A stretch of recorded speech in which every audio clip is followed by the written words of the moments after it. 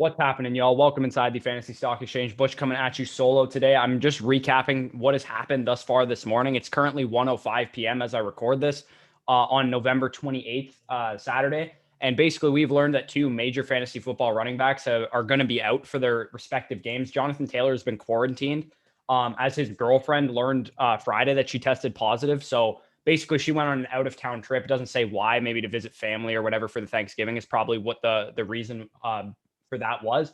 Taylor hasn't actually tested positive himself, but he is, because of protocols, going to be out for this game because he has to self-quarantine and all that kind of stuff.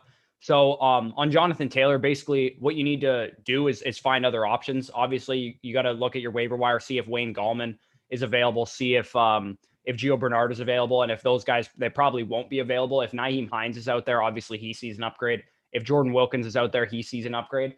But the bigger kind of story is James Conner. James Conner tested positive for the virus. He unlike Jonathan Taylor, he actually does have it.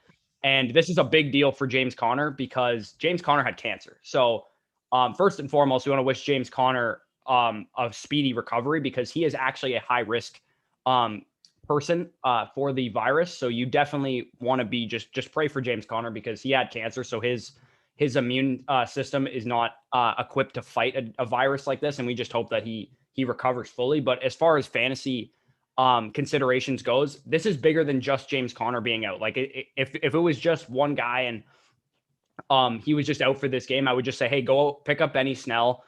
Maybe take a shot on Anthony McFarland in DFS or something like that. But Benny Snell is the primary beneficiary in this game. I expect him to get the bulk of the carries, but here's the bigger issue with this game. This is now I actually don't even know. This is like the 8th, 9th, 10th player for either the Ravens or the Steelers that has tested positive for the virus. I don't see this game happening. So James Conner testing positive today. There is high contact tracing obviously occurring right now. And I honestly just don't see this game happening on Tuesday. I could be wrong about that. The NFL is pretty money hungry and they'll probably find a way to make this game happen anyway. But if I were an owner of Juju Smith-Schuster or Chase Claypool or Deontay Johnson or Ben Roethlisberger, Eric Ebron or Gus Edwards or Mark Andrews, I would be pivoting if I have an opportunity to do so. So if you, for example, I have Mark Andrews in a home league and I am going to be playing Jonnu Smith instead of Mark Andrews. I was actually going to do that before this James Conner news. And now even more so, if you have a guy like Juju Smith-Schuster and you have a guy like T. Higgins on your bench, I know someone asked that in the comments earlier today, I would be pivoting to a guy like T. Higgins if you have Juju Smith-Schuster and all that kind of stuff. We'll go into more detail on the Sunday live stream tomorrow, but I just thought I'd get this video out there for you guys if you were curious what you should do if you own a guy like James Conner or if you own any Steelers or any Ravens at this point. So peace.